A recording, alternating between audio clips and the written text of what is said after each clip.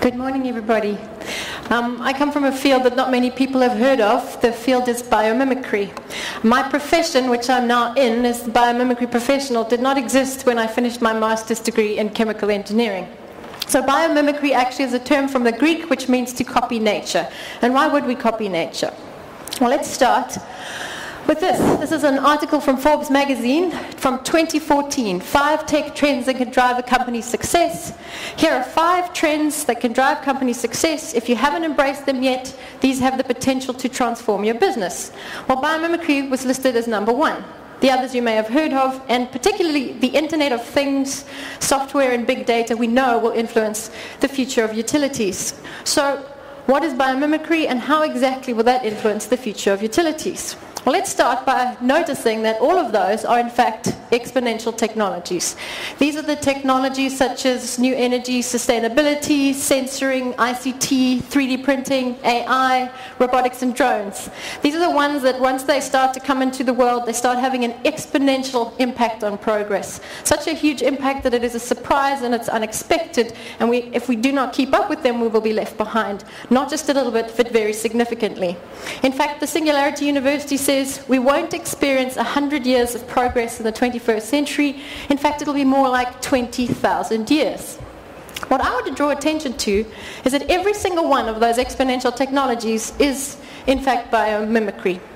AI and neurotech is copying the human brain and how it works. Robotics are only copying biology. Drones are merely copying nature's genius flyers. Sensors, there's no sensors that can compare to our own sensors in our human body. And the Internet of Things pales in comparison to our central nervous system connecting our 5 senses. Then we have 3D printing. You yourself were 3D printed. Nature's been 3D printing for millions of years, little molecule by molecule, building up from the bottom. And nature's figured out how to do this ingeniously. And the shapes and structures and forms that nature has chosen from this capacity and capability are really transforming our industry. And then we have renewable energy. It's nothing new at all. In fact, our solar panels pale in comparison to nature's solar panels. Yes, we capture energy from the sun, but we make our solar panels using toxic chemistry, using large amounts of carbon, and when their lifetime is over, they end up in landfill sites. Whereas nature's solar panel uses carbon dioxide as a raw material, while it 3D prints a polymer that is life-friendly, and on that polymer is the capacity to capture energy from the sun. While it's doing that, it breathes out oxygen, balancing the cocktail of gases, and it's driven by evapotranspiration, thereby contributing to the rain cycle and contributing to our water supply. When its life is over, it ends up in the soil as compost, building our topsoil and contributing to the life of our planet. We have a lot to learn from nature's genius, and there's a lot that biomimicry can influence in the future of exponential technologies. Nature's had 4 billion years of experience. That's 4 billion years of trial and error, R&D, to test ideas that work and test ideas that last, test ideas with a heck of a lot of wisdom behind them. So as we start to look at biomimicry, we need to think about not only copying nature's genius in our exponential technologies, but also nature's wisdom. As this happens, going forward into the future, and we begin to load a built environment over this genius and wisdom, we need to consider the impact of what this is doing. This is just a snapshot, okay? This is the state of rivers in South Africa. All the red ones are in poor condition, and the blue ones are in relatively okay condition. If this was the state of your own body, your own blood, how would you feel about this? And it is a big concern. In fact, it's only just a snapshot of a very larger picture. We're living in a moment in time where our demand on resources is so high and rapidly increasing, and our availability of these resources is declining. And that means we're sitting in a very high risk, basically where demand overshoots supply. And we have to think differently about how we respond in this type of context. What nature definitely teaches me is that a change in context demands a change in strategy. We have to shift our strategies to meet this new context. So are there any examples in nature where nature continues to grow and develop and thrive while not depleting resources? And the good news is yes, almost every single ecosystem in our planet, particularly the ones that are thousands of years old, like these forests and other grasslands, they figured out how to grow and develop in extraordinary ways, continuously generating value while continuously contributing to the system in which they live, so that they're continuously regenerating the place in which they live. This forest is rich with exponential technologies, sensors, Internet of Things, 3D printers. You cannot imagine what's going on in there. And we have a lot to learn from the lessons from a forest and how to actually drive the future of our cities.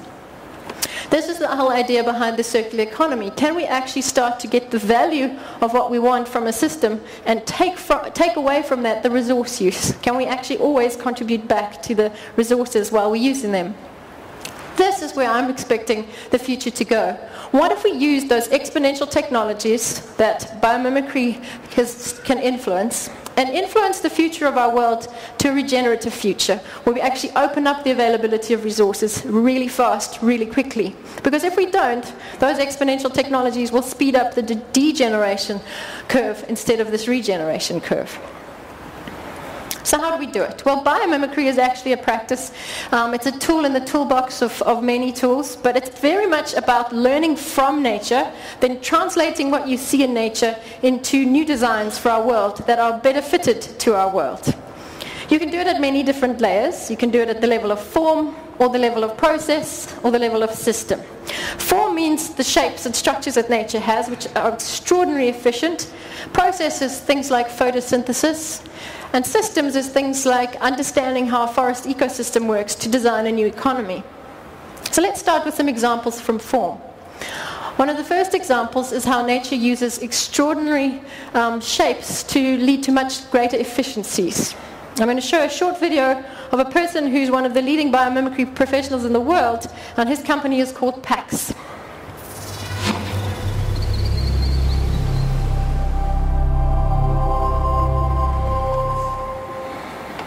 Einstein said that essentially for something to exist it must be moving.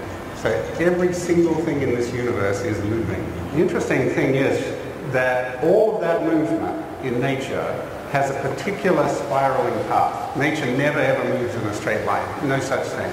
So that is nature's streamlining principle. When I froze the whirlpool that you see in your bathtub, you pull the plug out, there's the whirlpool. If you freeze that whirlpool, it's exactly the same geometry as a hurricane or a tornado or any other spiral, cochlea of your ear. This shape is archetypal of nature. And so when I froze this, I was then able to rotate it and create, because I had a frozen whirlpool, I was able to create a whirlpool. So one of the first things that I used it on, particularly in America, there are great big holding tanks. Well, that water gets stagnant. The municipalities that manage that water have to put chlorine and chloramines into the water. The problem is better solved by mixing that water. Generally throughout the world, if you want to mix water, it's very expensive. I put one of these frozen whirlpools in the bottom of one of these tanks, 6 inches high, 4 inches wide, and I rotated it with a couple of hundred watts of power, a couple of light bulbs of power, and I found it was able to mix an entire tank of water, 10 million gallons, which from an engineering point of view is not even conceivably possible. So from there, I started adapting these shapes into fans. Fans use 18% of the world's electrical energy. They're not terribly efficient. We found time and time again we could take the best fan in the world and reduce its energy by as much as 30%. So pretty much everything in an industrial world can be improved by taking these shapes from nature and reconfiguring. So here's CTICCC technology. It's not much bigger than this. It's about 10 centimeters tall. You start to turn it in a large tank, millions of gallons, and only 3 light bulbs worth of electricity keeps that water tank completely well mixed. We brought Jay Harmon out to South Africa together with the Water Research Commission last year, and we're now partnering with them to bring these technologies into Africa.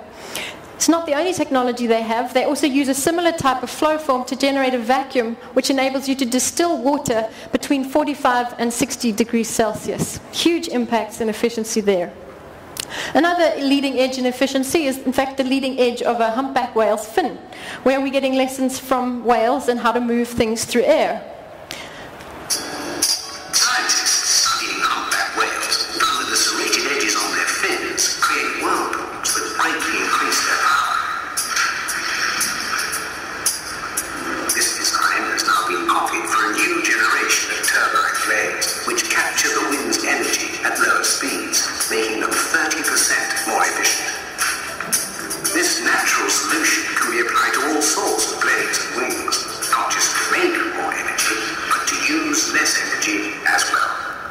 So this company, Whale Power, their tagline is building the energy future on 1 million years of field tests. They've just been in the finalists of the 2018 European Inventor Awards. And their technology is really extraordinary in terms of its benefits, not only in wind turbines and not only in airplanes, but even in laptop fans and other fans as well.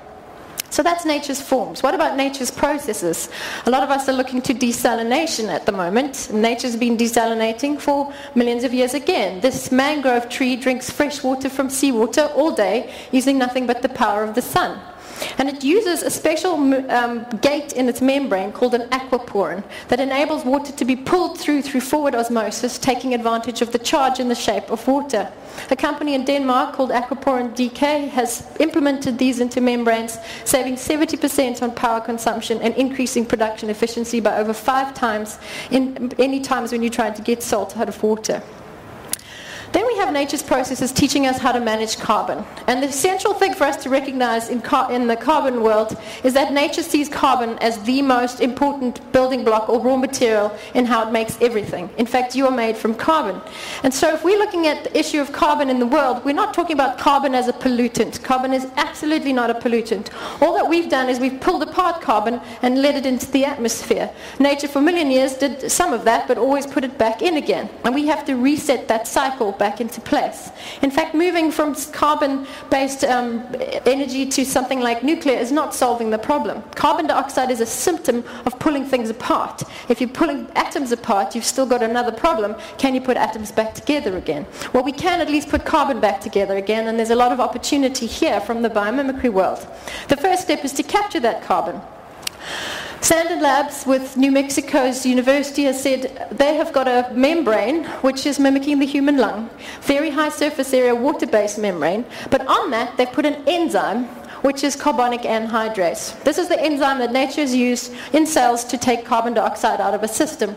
They have got a potential to capture energy from flue gases with 90% efficiency. That's an increase in the polymer-based membranes by 70%. And it's really low cost, can be done at $40 per ton at the moment. Once you've captured that CO2, can you turn it into a plastic? Well, a leaf is just like a plastic. A lemon peel is just like a plastic. And there's many companies that are using the enzymes in leaves and in lemon peels to turn carbon dioxide into plastic. One of the most famous ones that is really cost competitive is a company called New Light Technologies. It's actually made by pulling carbon and oxygen out of air and greenhouse gas and turning it into a piece of plastic. What if greenhouse gas emissions were as valuable as oil? What if the products we made actually improve the environment? On a continuous large-scale basis, we're converting greenhouse gases such as methane and carbon dioxide into biodegradable plastic. Plastic that requires no oil, no food crops, and can be made into products that offer true cradle-to-cradle sustainability.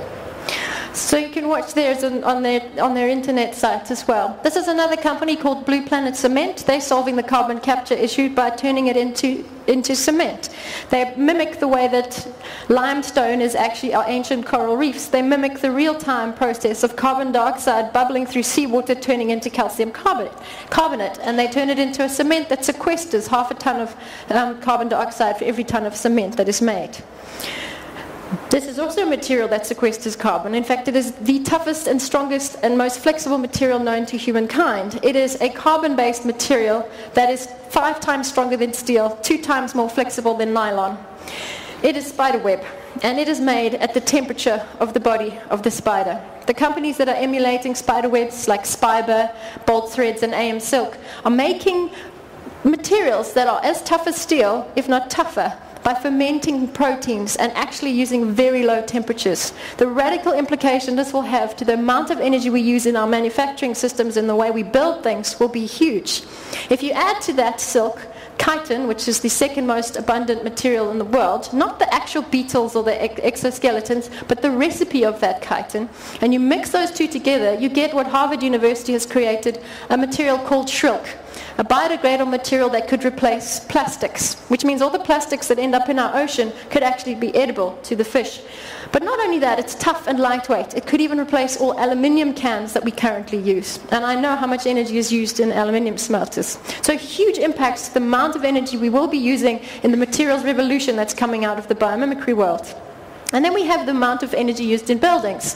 How come termite mounds are using no fossil fuels to keep their structures within 1 degree Celsius, and termite mounds are millions of years old? How come we use 20% of the world's annual energy to keep our buildings within 1 degree Celsius? Well, there's a building that was built in Harare in Zimbabwe that's quite famous now, but it's called the Eastgate Center. And it was built by mimicking the way termite mounds keep themselves cool. And simply by avoiding air conditioning altogether and just having the capacity to leverage the movement of the sun in the day and the wind that is generated from shape, they basically keep this building cool using 80% less energy. Really important in the times when even Zimbabwe didn't have any supply of energy, and this building was perfectly cool while all the others around them were suffering from the heat. Then we have nature's systems. The number one thing in nature systems is that they're circular and regenerative, and we've covered that. But the next thing that we notice in nature systems is that they are all distributed. There's not a single system in nature that's central. In fact, it's only central up to a certain level of scale, and then it's networked. So your cells nest into an organ. Your organs then network into a body. That body is a nested system, and then you can go on from there. Nested, networked. And it builds scales through networks. It builds its size through networks. Why networks and why distributed systems? Because they enable rapid growth and they enable resilience, an ability to respond to rapid change. What do I mean by distributed systems? Well, if you see that first one is a centralized system, that's where we've been currently running for quite a long time. Imagine that central point fails. So a dam runs out of water. Every single person is influenced by that. Or a power station runs out of power or has to switch off. Everybody is affected. Huge problems and disasters. If you move to the decentralized system, yes, you might have slightly better opportunities for responding to change. But if you needed to get from the bottom corner to the top corner, you still have to go through some major nodes. And those nodes, if they fail, you still can't move from the bottom to the top. Whereas in a distributed system, every node has as many connections as possible, and they're all connected to every other node, which means if you need to connect from one node to any other node, you can get there through multiple pathways. It's highly resilient and it's highly efficient. In fact, it's what the internet looks like. It's what Facebook looks like. It's what Uber looks like. It's what Airbnb looks like. And I think it's what the future of utilities has to look like, because it enables peer-to-peer exchange. It enables distributed systems, so that if one part fails, the other parts are backup. But they can't just be distributed, they also have to be diverse. Because if that was only solar panels distributed across the city, if there's no sun, the whole system still fails. So all of nature's systems are both distributed and they're diverse. You only have to think of leaves on trees. There's not one large central tree in a forest providing all the energy, and there's not one large leaf on that tree providing all the energy. They're distributed across the system. So as each leaf is added to the branch, it's capturing the energy and contributing to the tree, not just sucking from that energy. Why, as we add more houses to our power stations or our pipes, are we sucking from them only? Why can't each individual unit contribute back to the system? It will be essential in a state of rapid urbanization and growth. So the whole idea is not that hard for us to get. We've seen how we've moved from centralized computers to distributed systems. But in the power sector, not that simple. We've got the same power stations as we had in the 1880s. And only now we're starting to realize the importance of moving to distributed and renewable systems. We have to think of different ways of actually funding these things. And people like Elon Musk has figured out that instead of getting paid up front or getting money up front to invest in a centralized system, rather go to those places in the US which have cost competitive prices for energy, and going to the people there and saying to them, instead of paying your energy bill to your energy company, pay your energy bill to me, the same amount every month. I'll put up your solar panels, and I will then be responsible for paying for that and getting those paid back over time. Why is he interested in distributed energy in this way? Well, he needs distributed energy. He's got electric cars. And whenever you solve two problems at the same time, you tend to find a system solution. There's another opportunity, multifunctional solutions. This increases the value of a house by at least 10%, and it's extraordinary in its multifunctionality. But it doesn't only have to be solar, and there's many, many opportunities for how we could actually capture abundant energy around every single building and every single structure in an area. But when we have distributed systems, we need distributed ways of managing them. And that's where smart grids come in and where the blockchain comes in. Blockchain is inevitable if you look at nature and evolution. You move from centralized systems to distributed systems in times of rapid growth, and specifically in times of resource depletion. And when you need speed at which you're growing, which is what exponential technologies are shifting us into. So we can now have the potential to exchange energy peer-to-peer rather than going through distributed systems. And the first system to appear on the blockchain space is a company called Grid Plus within the consensus system, and they have the opportunity to leverage smart meters and the opportunities that evolve from blockchain technology to enable people to exchange energy peer-to-peer. And it's actually the evolution that we have to get into and have to embrace, and how do we be part of that and how do we lead it rather than just respond to it. And then we have the idea that our water systems absolutely also have to be distributed.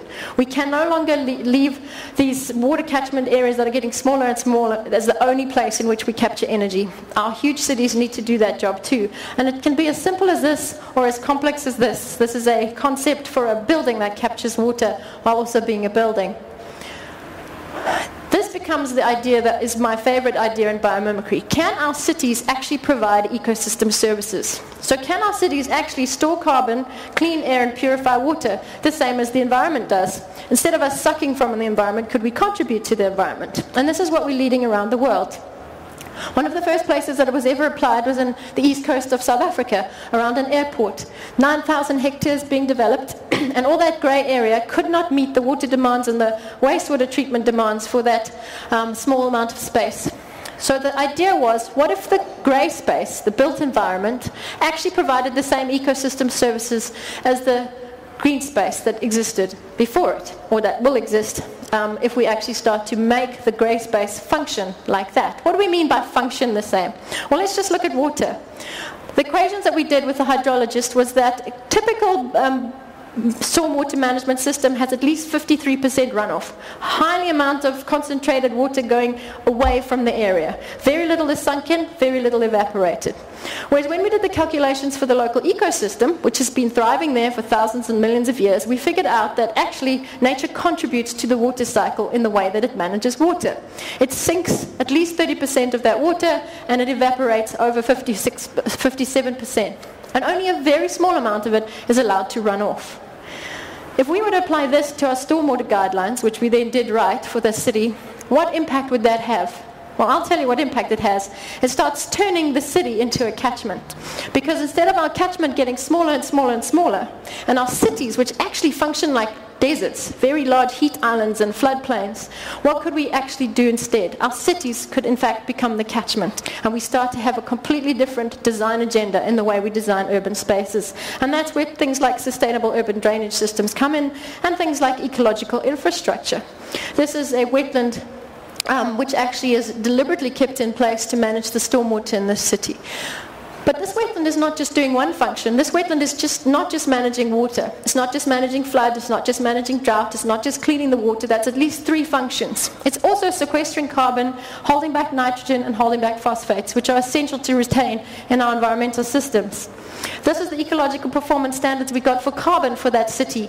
A healthy habitat holds almost double the amount of carbon than a normal city does. We now have the potential through our designs in biomimicry to do that too in the way we design city. A healthy ecosystem holds back the nitrogen and holds back the phosphorus. And if we both use nature's ecological infrastructure or mimic nature's ecological infrastructure, we can have the potential to do that too. This is a eco-machine, a modular engineered wetland system. This in fact is a wastewater treatment works for the city of Burlington, Vermont. It smells great, it looks great, and it's a tourism spot for people to come and visit. It not only cleans the water, but it even cleans those problematic materials that we call